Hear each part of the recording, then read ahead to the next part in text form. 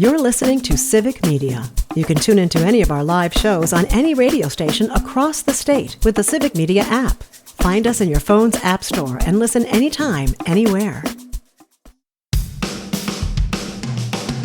From the rolling bluffs of the Driftless region to the pristine shorelines of Superior in Michigan, from the Northwoods to the Kettle Moraine, Civic Media broadcasts across all of Wisconsin for all of Wisconsin. Take a trip with us across the radio network to hear from communities throughout the state. This is the Civic Media Spotlight. Hello and welcome to the first hour of the Civic Media Spotlight. Todd welcomes Cap Times Enterprise and investigative reporter Danielle DeClos. Danielle is the author of last week's article calling out Wisconsin's Department of Public Instruction on some questionable practices surrounding alleged sexual misconduct cases. She has been following this trail of records for a few years now and is ready to bring us the facts. Pursuing truth wherever it may lead and having fun doing it. Welcome back to the Todd Ball Show on the Civic Media Radio Network. 35 minutes now past the hour of 3 o'clock on this Tuesday, October 21st, 2025. Aaron Zommers on the board. Very thankful and very glad that we can have our next guest with us. She is an enterprise and investigative reporter at the Capital Times. Danielle DeClos joins us via StreamYard right now. Danielle, welcome to the show, and thank you very much for being here. Thank you so much for having me. It is our pleasure. Before we get into this really important story on DPI that you broke last Friday, and it's getting, and well-deserved, a lot of play, a lot of attention, as I think it should. But before we get into the actual story, we'll do what we always do with someone who is new to our program. Danielle, tell us a little bit about yourself, where you grew up, and how you got into journalism. Yeah, I grew up in Anchorage, Alaska, actually. So Really? not near Wisconsin. Wow. Yes. So I do love the Wisconsin cool weather. That's very familiar to me.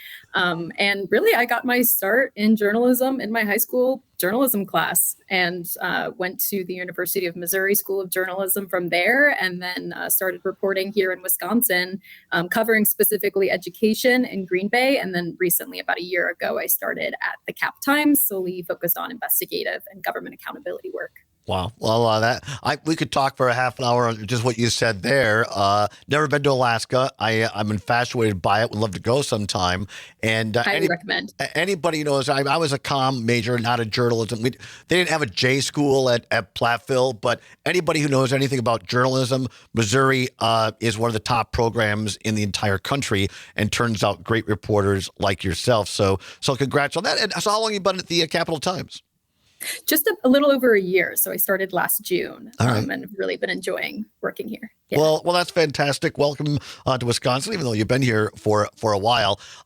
Let's get in, and I've given my opinions on this in the first hour, a little bit yet this last hour on this story. You're not here for opinion and analysis. You're a straight line reporter. You do it very well. So I wanted to bring you on, first of all, to talk about the story that you wrote.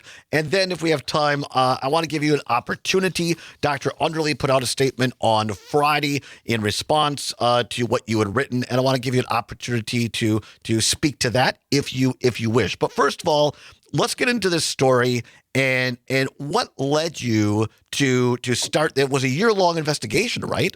What led you to do this with the Department of Public Instruction? Right. So this reporting journey actually started a few years ago for me when I covered a case in Green Bay. And when I was doing that reporting, I realized it was more than just one teacher or one school. I wanted to know how often this was happening across the state of Wisconsin. And so when I got to the Cap Times, I set out to answer that question. And so we went to the Department of Public Instruction to see how often they're investigating educators for sexual misconduct and grooming accusations. And that's kind of how this reporting started out. And our reporting found that at least 44% of the investigations conducted by the department since 2018 through 2023 had to do with accusations of sexual misconduct or grooming. And we say at least because there were about a fifth of those cases that we weren't able to determine the nature of the misconduct that was investigated. So as advocates and researchers said, it's likely an undercount. There is I've had other people ask me this. I said, hey, I'll ask the reporter, what led you to have that time period from 2018 to last year? How did you pick that time frame? Yeah, so the records that the Department of Public Instruction keeps to track these cases go back to 2018 is when their like tracking sheet started. They obviously have records that go further back than that, but their summative internal records on case tracking started in 2018. So that was a natural starting point for us. And then through 2023 is really when we requested the records. That's how far it went at the time. And so we reviewed those cases. And obviously a lot of the cases from 2024, when we were working on this investigation, were open. And so there wasn't a lot of information available about those. Well, I'll make sure that I'm getting it right and you keep me honest. Out of the 200 plus people that you found in your investigation, not all of these are what we consider quote unquote teachers. They were support staff, other people that were working in school districts, correct? Correct. So the Department of Public Instruction oversees educator licenses. So it's not just teachers. They also do teachers' aides, substitutes, principals, superintendents. And so those investigations covered a wide range of educators. And the second question is that, again, keep me honest, these are not, you're not saying, or maybe you are, but as I read this story, these are allegations in some cases that didn't go to criminal investigation. And I'll use the term deal, that's Todd terms, that essentially there was agreement. Maybe that's a better term. There was agreement on some of these cases where there were allegations that the educator or the support person was able to give up their license in exchange for having any sort of investigation continued, even before it got to the potential criminal level of a police investigation. True or not? So to be very clear, we did not look into the criminal side of these investigations. This is solely what the Department of Public Instruction was investigating for licensure. So we were not exploring how far, what stages of criminal investigations that these cases went to. Some of these cases were a result of people being criminally charged. And so there was some of that, but this really focused on the Department of Public Instruction's own investigations. And yes, you are correct that they are allegations. They started with complaints and reports, and these are investigations that the department opened after receiving these reports. And you are correct that in the most common way that an educator loses their license in the state of Wisconsin is by voluntarily surrendering it. And that means that they give up their license and it wasn't revoked by the state. And in those cases, the investigation is closed, and the Department of Public Instruction offers the opportunity at the onset of every investigation for an educator to surrender their license immediately and close the investigation. And the Cap Times found that more than 80 of the educator sexual misconduct and grooming investigations had results like that, where they surrendered their license. And the story, again, we're talking with Danielle DeClos, the enterprise and investigative reporter at the Capital Times. You can find her work online and, of course, in print as well when it came out. But Capital Times, or captimes.com, is where you can find this story. It was first published last week on October 15th. I would encourage everyone. It's a long story. It's a tough read, I'll be honest, because, and I think appropriately so, you include details.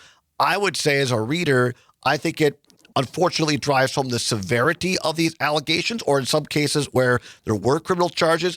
I think it puts in context how heavy this is. And what I found, and for me, Danielle, what I just said, that's first and foremost the alleged victims, certainly first and foremost the most important thing that came out for me and most concerning point. But a close second is the fact, and you write in this story, that you asked the superintendent of public instruction, Jill Underly, to be interviewed, and she declined. And she had her spokesperson do this. And I think that, to me, as someone who also remembers that she did not want to debate her opponents in the election for a re-election, the campaign for re-election this spring. She used to come on this program, Dr. Underly did. She quit coming on about 2 years ago. She doesn't want to come on other shows or this show on this network. And now she doesn't want to talk to a reporter. The lack of transparency, Danielle, to me is disturbing. As a reporter who did this story, was that an obstacle for you to give the reader full context when one of the people isn't willing to talk? I always want to talk with the subjects of my reporting, right? I always want to hear their perspectives. I think it's really important. That's why reporters ask for interviews, right? We ask for interviews because we want to be able to ask follow-up questions. We want to have in-depth conversations. We want to understand their perspectives. So it was disappointing not to get an interview with Dr. Underly before publication. And I also did not get an interview with their head, or former head now, of the Office of Legal Services, which oversees the misconduct investigations. I would have appreciated that to get more detail as well. So always welcome the opportunity to interview people who are featured in my reporting. I've and you write in the story here, quote, Underly declined request for an interview discussing the Department of Public Instruction's investigation would create, quote unquote, conflict of interest since Underly oversees educator licenses, according to her spokesperson. You're a true reporter. You also, I know you're not a lawyer, but good reporters also know the law. I don't see the conflict of interest here. That's what through a spokesperson said. So we take her word for it and reported that we asked for an interview and that was her reason for declining. Let's speak again. Danielle DeCloss, Enterprise investigative reporter at the Cap Times. This great reporting, disturbing report, hard reporting, but important reporting on the Department of Public Instruction. I think for me, again, as a reader, Danielle, the fact that you got this, correct or incorrect, through an open records request. Now, it doesn't necessarily take an open records request to get this information. Had you just asked at first and they said, well, no, you got to file an open records request, what was the process to get this information? So I did file an open records request to get this information. That's typically typically how I go about things and just get that process going, because sometimes it can take a while. And so we got these records. Specifically, what we filed for was any internal tracking documents they had on their investigations throughout the year. So they provided us a spreadsheet that we talked about earlier that went back to 2018 that had information about their cases that they had conducted, such as, the date that the investigation was opened and things like that. And then they also provided a document that had case notes and summaries of the investigations from about 2019 through part of 2022. And so we relied heavily on those records because they're the sole summative internal tracking documents of the investigations conducted at the Department of Public Instruction. And so we went through by hand twice and looked at all of the investigations. We reviewed more than 450, and basing off of the department's own internal misconduct definitions, whether it's physical assault or, maybe discriminatory comments and things like that, we started to categorize the conduct under investigation to try to get the answer to that question, right? How often is this happening in the state of Wisconsin? And so we went through and coded those. And as I mentioned that 44% had to do with accusations of sexual misconduct or grooming, but for about 100 cases, there was not enough detail in those records for us to be able to determine or categorize the conduct that was being investigated. Danielle, one of the things, again, as someone who comes from a family of educators, I was only goofball in my family, did not go into that.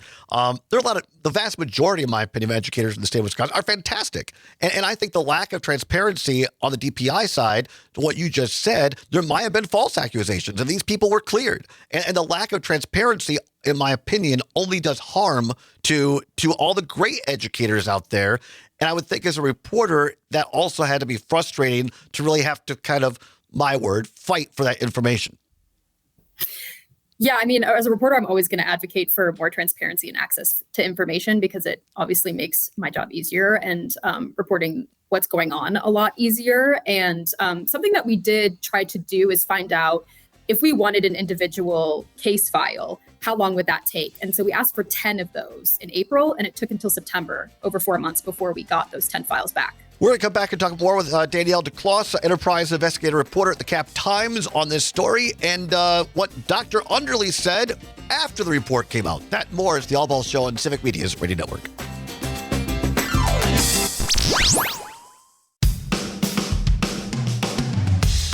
The Todd Alba Show is part of the Civic Media Radio Network and airs across the network weekday afternoons from 2 until 4. To learn more about this show and all of the Civic Media programming, check out the website at civicmedia.us/shows. You're listening to Civic Media. Stay up to date on the latest news and information for your local community and Wisconsin by signing up for our free email newsletter. Visit civicmedia.us/email to get started. Show me what democracy looks like. This is what democracy looks like. Oh, it's great. Okay.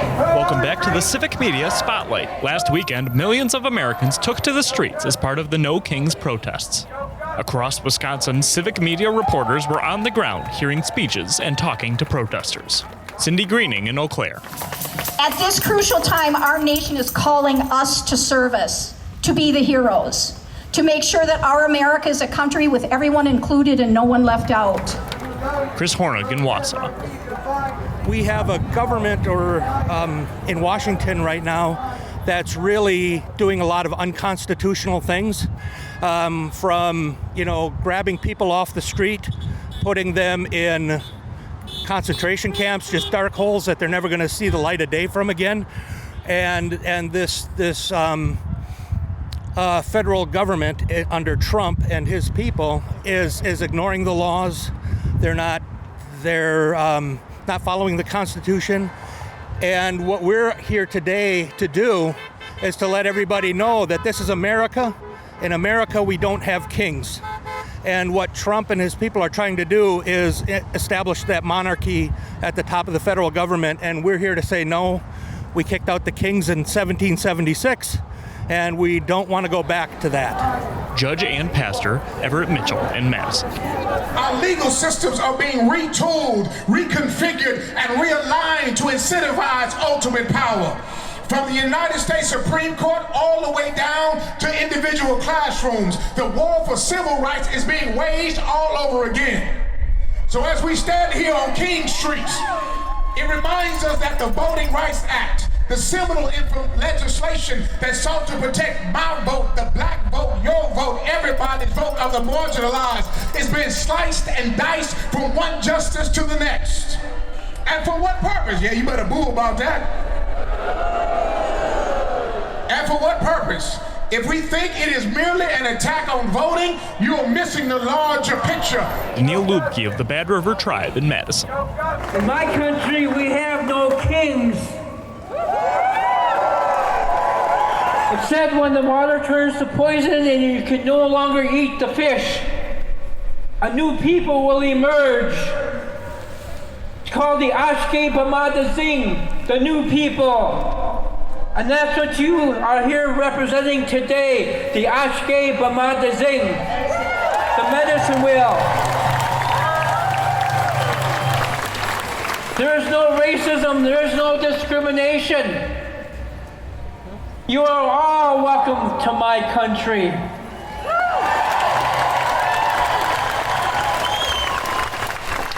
Thank you, brothers and sisters, for showing up for this huge event. We are going to take back our country.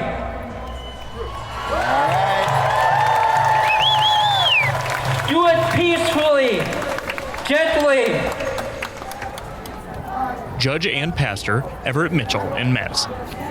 This is about power, about consolidating it into the hands of a few who can control the outcome before it happens. So this is not new territory, Wisconsin. Dr. Martin Luther King Jr., in his letter from the Birmingham jail, offered an intellectual blueprint for how institutions consolidate power while people wait. Too many people are waiting on God or waiting on Congress or waiting on some celebrity to make a difference. An estimated 15,000 people marched down East Washington Avenue in Madison, straight to the state capitol building. Throughout the state, protesters wore costumes and held signs criticizing President Donald Trump and his administration. For some, there were specific issues to protest. For others, it's difficult to focus on one thing. Peggy Hager in Madison. It's hard to limit. I mean, it's what's going on with the immigration and ICE, but also the shutdown and no movement towards any compromise. So yeah, lots of issues. Speaking at the rally in Madison, Everett Mitchell had powerful words. So this is the message I want you to consider. How are we using our time? Yes, time. Yes, time. How are you spending your time? Because make no mistake, our time is being stolen with algorithmic precision. Time, your attention spans, time, reading durability, time, the capacity to sit, think, refocus, and reimagine the world. Time is being stolen. The calmness that allows for creativity to find us. Time is being taken away. And after scrolling for 30 seconds, it teaches a generation that if you don't want to face hard things, just scroll to the next one. While we scroll, our minds are being trained to forget. We scroll past the name of Detroit Reed hanging by a tree. Then we scale to sea moss for bloating bellies. We scroll from hate groups invading HBCU campuses to plastic surgery needs of the Kardashians, and we're looking, hello somebody, all right? And the feed keeps feeding us. It stars the very story that we need time to understand. A young generation keeps stop scrolling, and they're being fed to do things like steal cars because time needs them to forget who they really are.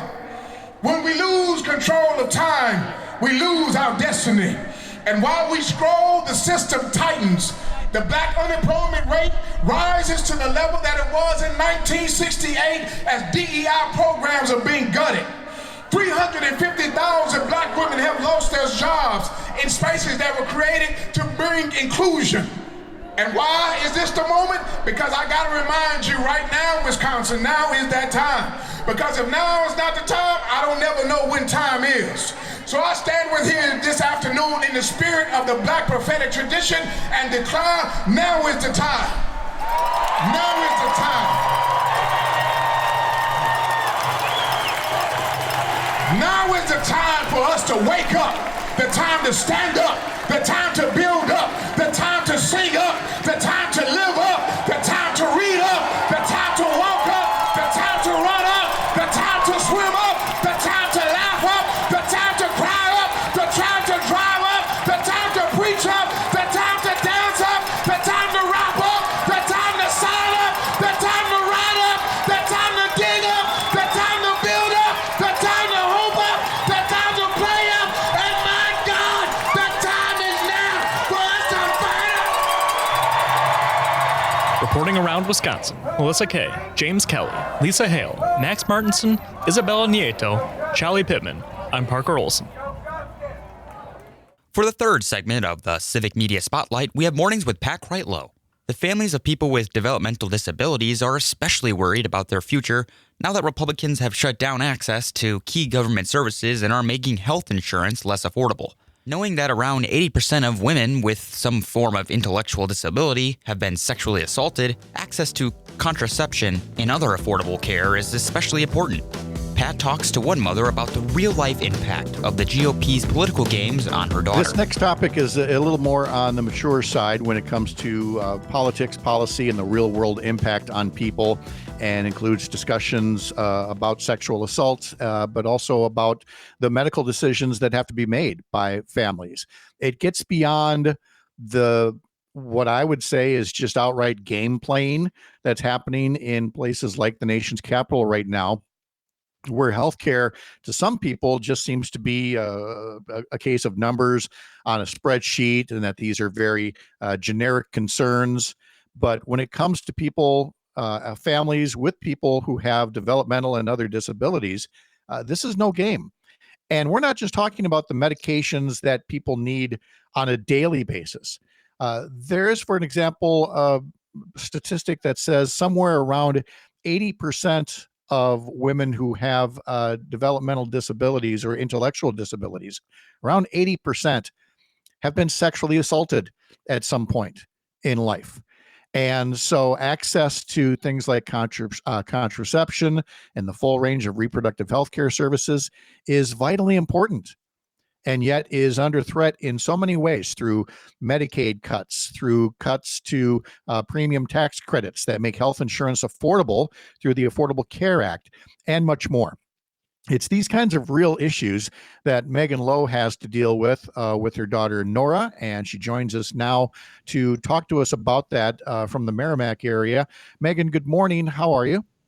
Good morning, Pat. We're doing great here. Good. And you have Nora there with you as well. Can you tell us just a little bit about Nora's story? Sure. Nora is 17 years old. She has what is called Rett syndrome, R-E-T-T. It's a neurological disorder. It affects everything she does, but she is a 17-year-old inside, so she understands us. It's just her expressive language and her body control that really hinder her daily life. Yeah, it's a case of, like you said, muscle control, speaking, walking. Yep. Seizures are a feature as well. Yes. And this is something that does not currently have a cure, as I understand. Correct. No, there are just ways to mitigate symptoms. Mm-hmm. So that takes us to the need for all sorts of affordable health insurance resources. And I am going to assume that you are not independently wealthy, and that health insurance and medications and things for Nora are probably a constant struggle. We do have private insurance, but a lot of our private insurance they don't cover a lot of her daily needs. Those are picked up by Medicaid, like her formulas. She eats through a G-tube. All of her syringes, diapers, wipes are. Even some of the durable medical equipment, our private insurance does not cover. So I'm really worried to think of families that do rely on ACA. How are they going to get these items that they need for their child to survive on a daily basis? Yeah, because again, so part of it is through Medicaid, and part of it as well would be through these enhanced premium tax credits. These are things that were added through the Biden administration and Congress 4 years back to help make these plans under the Affordable Care Act more affordable. So between the expiration of these enhanced premium tax credits for the Affordable Care Act and the approximately $1 trillion in cuts coming to Medicaid, I can only ask you to speak for yourself, but how concerned are you when you hear about healthcare cuts in these two different areas? I'm incredibly concerned, because how are we supposed to prop up and support our state's most vulnerable people? Especially when they are at risk of such egregious actions, just by having a disability and being a woman. The fact that under the Affordable Care Act, birth control is free with insurance. There's no copay. If they let these premium tax credits expire, women will lose coverage. They're going to lose protection. I don't understand why they're trying to get rid of tools in our toolbox. As caregivers, these are off-ramps that we need to have access to, and they're taking them away. And doing so, again, to a population that was vulnerable to begin with. But as I noted at the top of the segment here, there is a depressingly large number of sexual assaults of one type or another that take place for women with developmental and intellectual disabilities. And so you had to have this very real conversation about making sure that Nora had contraception. Yep. We spoke with her medical team, and they approached it as I was doing it as a caregiver, to limit the number of periods, or, to make her care easier. And I said, no, the actual reason is because she has an over 80% chance of being sexually assaulted in her lifetime. It's 50% of having it happen more than once. That is the reason why we're putting her on contraception. And then, of course, sure, a lot of women go on contraception for other reasons. And those are just some benefits that we will see when she's on it. So we cannot lose this for this vulnerable population. This is just so important that we cannot lose this. We cannot lose the tax credits. No. And for folks who might be saying, well, I mean, if she needs virtually 24-hour care, how is it that she's unsupervised? I can tell you, not just as from a family standpoint, I can tell you from a journalist standpoint, again, a depressing number of news stories that have been done over the years of people who were, violated by people who are in their care for a short time, or, an acquaintance or anything like that. So this need for contraceptive services is extremely real, along with all of the other, medications. And then you've got the nature of Medicaid itself, which in Wisconsin covers around 1 out of 3 births to begin with. So Medicaid truly is a lifeline to all sorts of families around Wisconsin. Without affordable coverage, women are going to lose their right to no-cost contraception. Premiums are going to rise. Women are going to pay the price. Women with disability, I mean, what are we going to do? We can't and at the federal level, even as far as the special education, I just feel like this vulnerable group of people, they are just being forgotten about. And I have to say, one again, startling statistic that I was aware of being married to an OBGYN and, of course, knowing several of them as well, is that there are at times 1 in 5 uninsured women who say they've had to stop using a birth control method because they couldn't afford it. And again, that shouldn't be a thing, Megan. No, it shouldn't be a thing. That is reproductive health care. Megan Lowe is our guest. She's a mom and caregiver to Nora. We're talking about how cuts to health care, whether it's Affordable Care Act insurance premiums or Medicaid cuts, are having a real impact on families and a real concern for families that maybe haven't felt the impact yet, but it sure seems like they're going to if this government shutdown continues on. Have you done outreach to any elected officials about this? Clearly, it's good that you're speaking out about this, but I wonder if you've had interaction with elected officials in the past and whether they share your level of concern. Oh, definitely. Diane Hesselbein and Lisa Subeck, we have been working with them for the Access to Contraception Act. The Republicans, they're not interested. This act would ensure that people have access to contraception and the reproductive care that they need. But it's not going anywhere because we know the political environment in the Capitol. So, I mean, people are talking about it. There is legislation. It's just hard to get things going down at the Capitol. It really is. And we're talking about the state capitol here. You've had discussions, I know, with Republican lawmakers. And I mean, do you feel like you've come away that they either don't empathize or maybe don't even believe you when you talk about your concerns? I feel like when it's a face-to-face conversation, they definitely empathize with us and they seem to support us. That's why I don't understand the disconnect between the actual voting for legislation versus just the lip service. Well, there's another topic that we hear about with that, and that deals with, cannabis and, legalization of, THC and things like that. That's something that you're concerned about as well from the standpoint of, pain management and things like that. Definitely. Nora and I are part of the Wisconsin Wellness Coalition. We're working with, we actually just worked with Senator Teston and Senator Felskowski. Their medical bill that they are introducing is really great. And I really hope that it gets traction because that also really helps women with disabilities, women and men with disabilities throughout the state. Again, it's our most vulnerable people in the state that seem to be overlooked. This is a safety issue. These people exist. They are loved. They are in our families. They deserve a place at the table.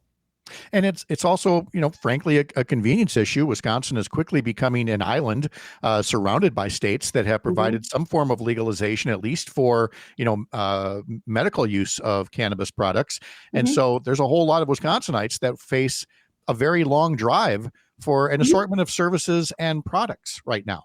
Well, I'm a breast cancer survivor. I was diagnosed in 2023, and I have utilized our neighboring cannabis for my treatment and to get better, and it was amazing.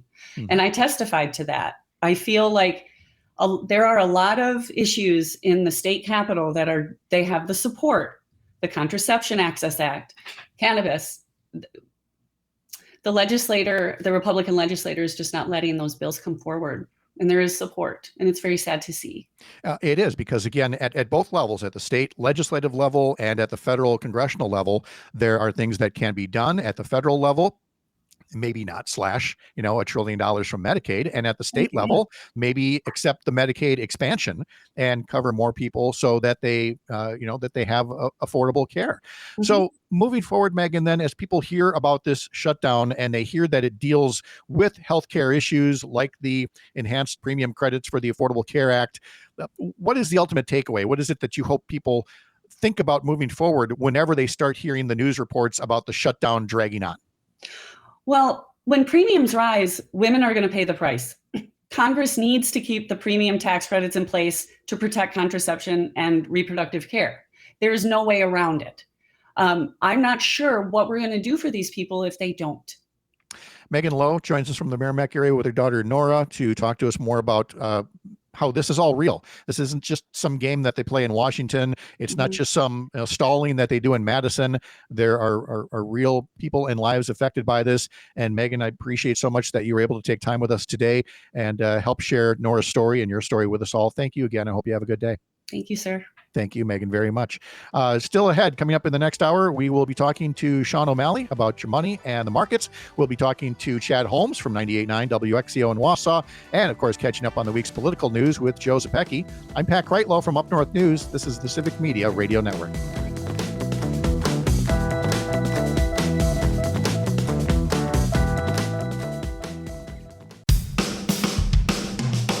Mornings with Pat Krietlow is affiliated with the Civic Media Radio Network and airs on select Civic Media stations weekday mornings from 6 until 9. To learn more about this show and all of the Civic Media programming, check out the website at civicmedia.us/shows. You're listening to Civic Media. Find the latest news, information, and archives of all your favorite shows on the Civic Media website, civicmedia.us. We're nearing the end of the first hour of the Civic Media Spotlight. But stay tuned, as Matt and Air on Air is up next. A man in Muskego used sidewalk chalk to post a message outside his local post office regarding his thoughts on democracy, and what followed was an investigation, an arrest, a court date, and another arrest. This story has flown under the radar, and Jane and Greg feel more people need to hear about it.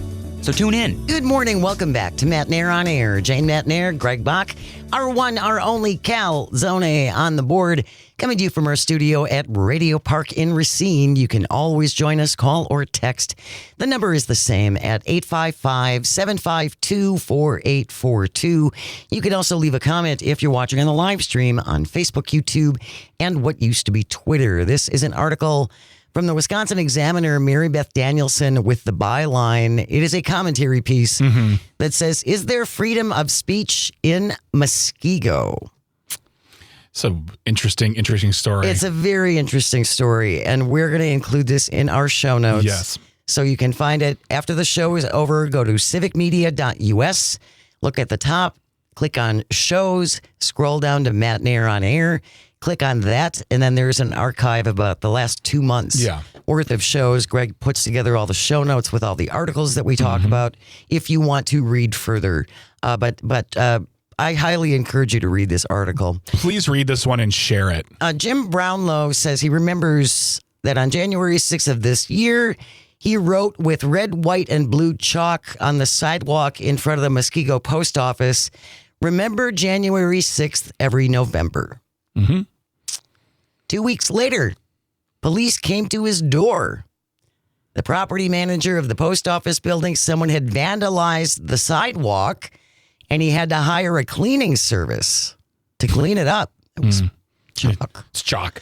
When the officers asked Brownlow if he had chalked the sidewalk, he said he had exercised his constitutionally protected free speech.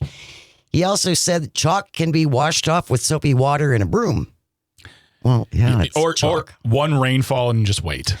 2 weeks later, a different officer called him to tell him to come to the police station to answer more questions. Brownlow said no, he was busy. The officer said he'd call next week. On February 4th, a new officer called. Brownlow said he'd already said all he had to say. Within an hour, 3 police officers and 2 squad cars showed up at his house. This is after he wrote in chalk, "Remember January 6th every November" in front of the post office. That's what he wrote. That's it. Nothing, no cuss words. No swearing. Didn't paint no threats. Didn't use a non-removable spray paint. This was children's sidewalk chalk. Three officers and 2 squads show up at his house. Brownlow and his wife invited them in. It was cold. One of the officers said he was charged with criminal damage to property under $1,000 and was now under arrest and had to go to the station.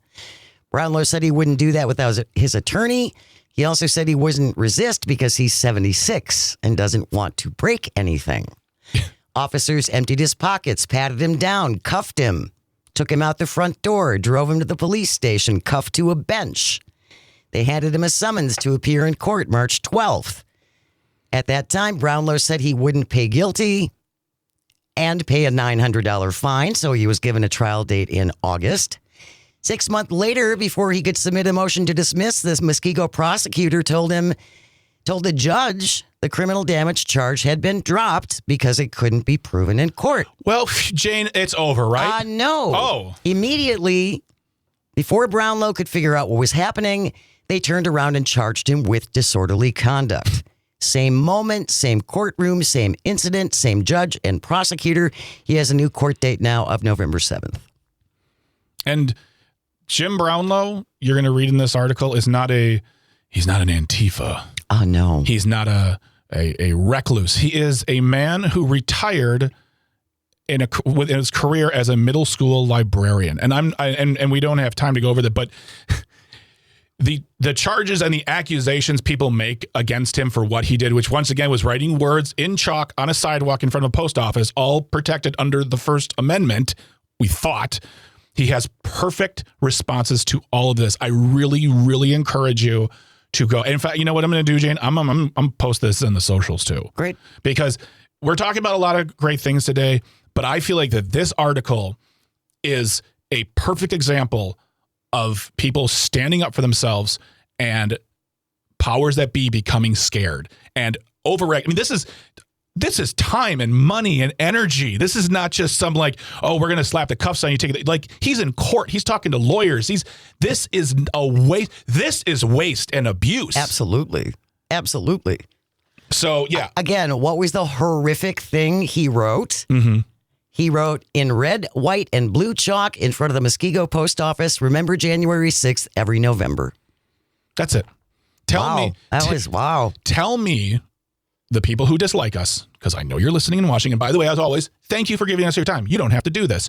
Tell us why this is such a chargeable offense, why this is so horrific, and why you don't believe this counts as freedom of speech. I need to know this, because to me, it's these little things that are happening.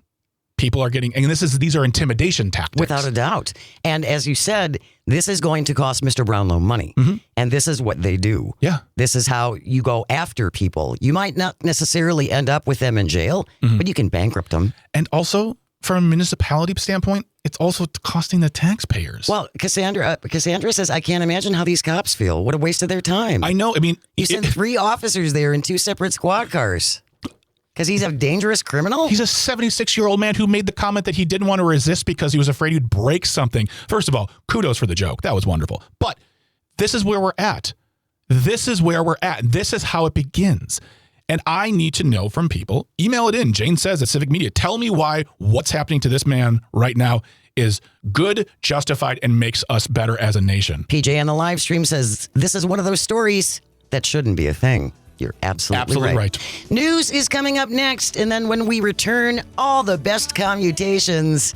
You're listening to Matt and Air on Air. This is the Civic Media Radio Network. Stay close.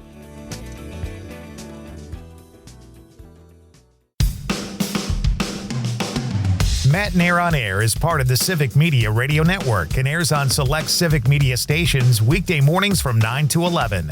To learn more about this show and all of the Civic Media programming, check out the website at civicmedia.us/shows.